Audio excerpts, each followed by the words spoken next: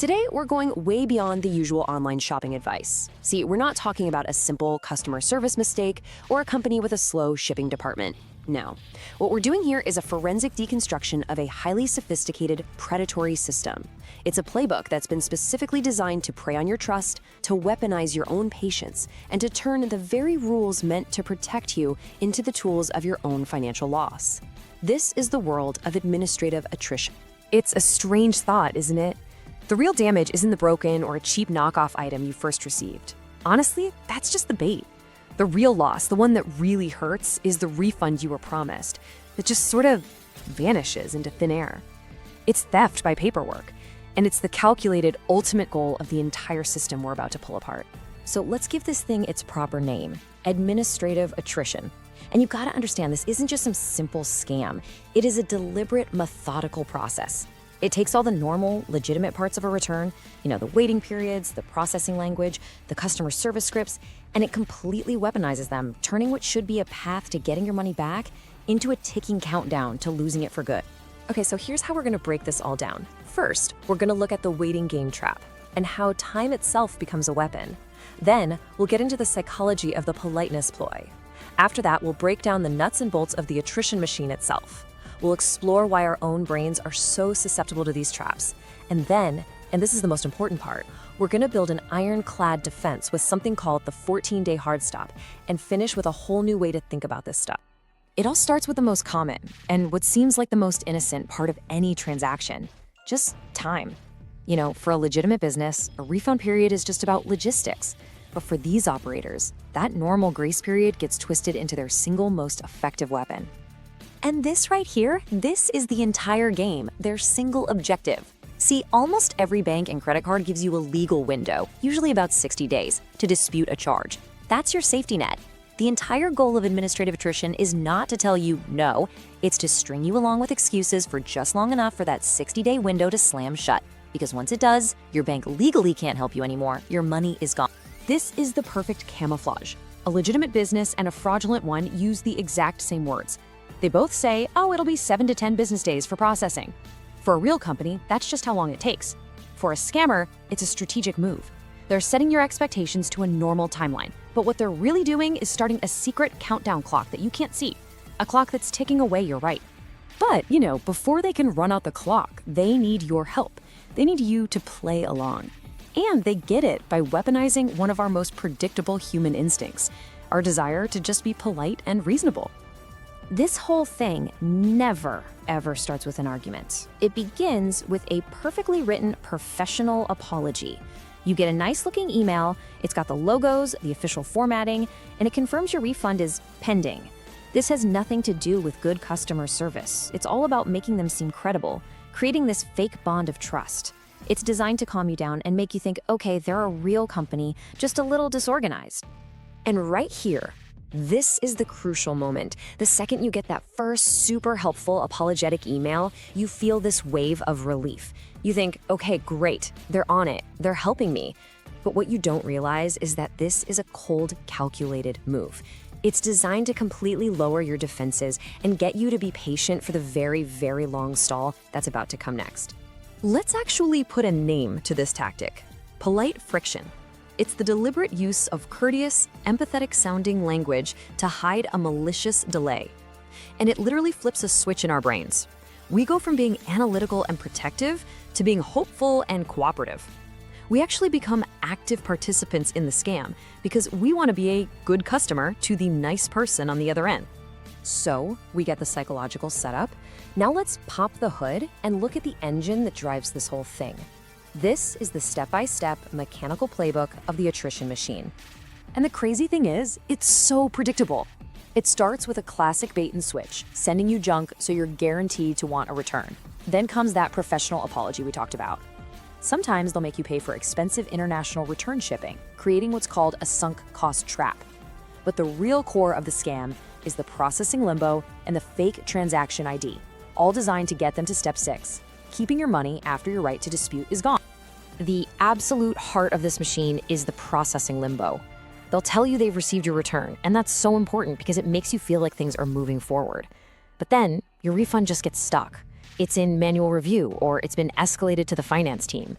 This isn't a temporary glitch. This is the system. It's designed to be a permanent state of waiting that just exhausts you while that 60-day clock keeps ticking. And boom, this is the psychological choke point. The moment they email you and say, "We have received your return," your brain tells you the fight is over. You've won. You did your part, you sent the item back, now you just have to wait. And that false sense of victory is exactly what makes you so vulnerable.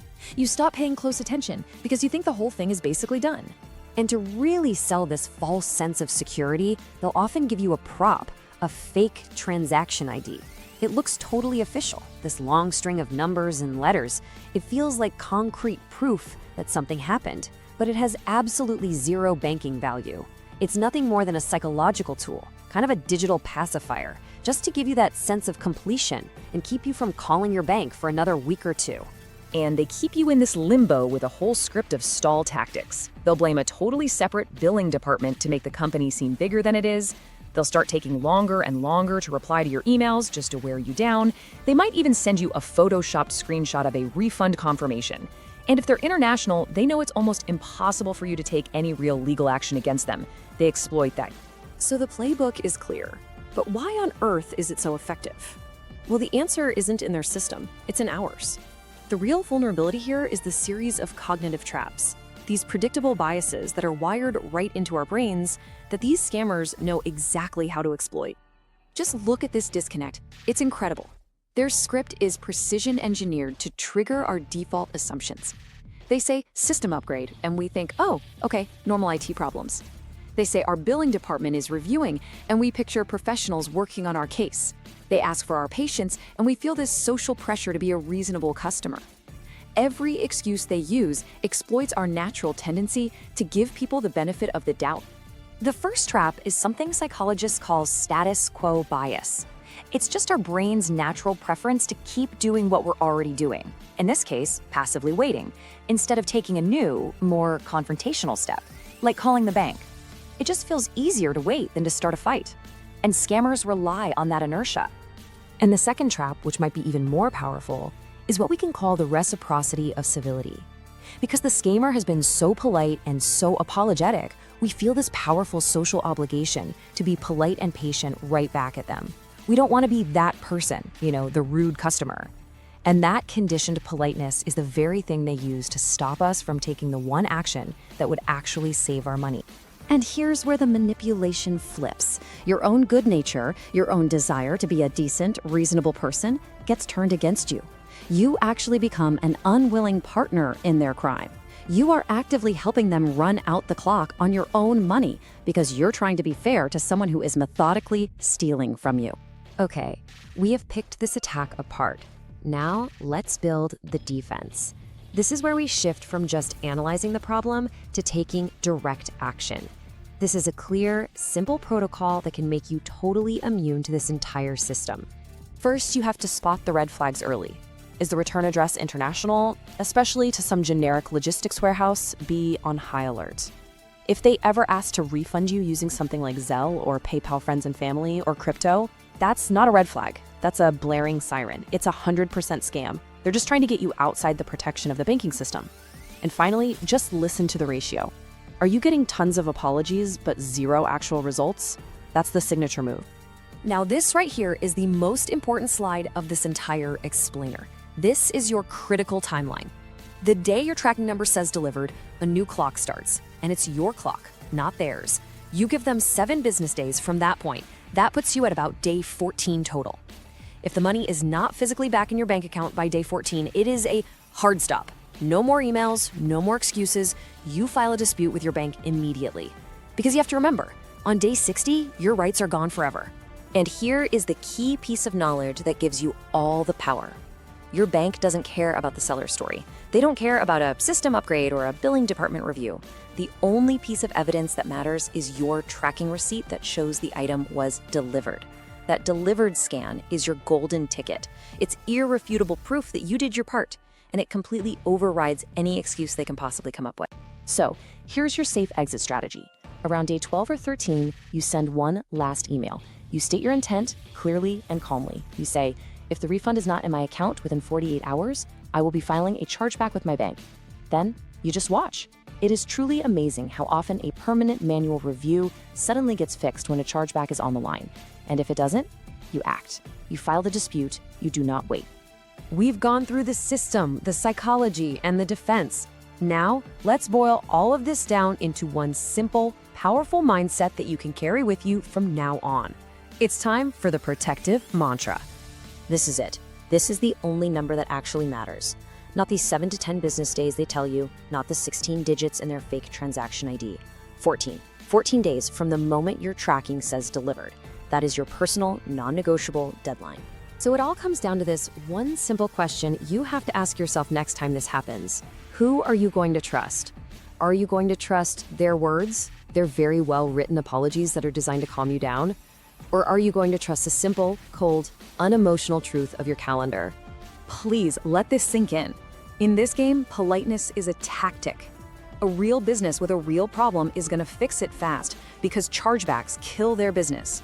A fraudulent one will be endlessly polite because they never planned on giving you your money back anyway. If a seller is making you wait weeks to get your own money, they are not fixing a mistake, they are running out the clock. It is truly that simple. And so we end with your new protective mantra. Just say it to yourself, memorize it, make it second nature. I track the days, not the apologies. If it's not back in 14, I file the dispute. That one single shift in your thinking makes you completely immune to this entire predatory system. And it ensures your money stays exactly where it belongs, with you.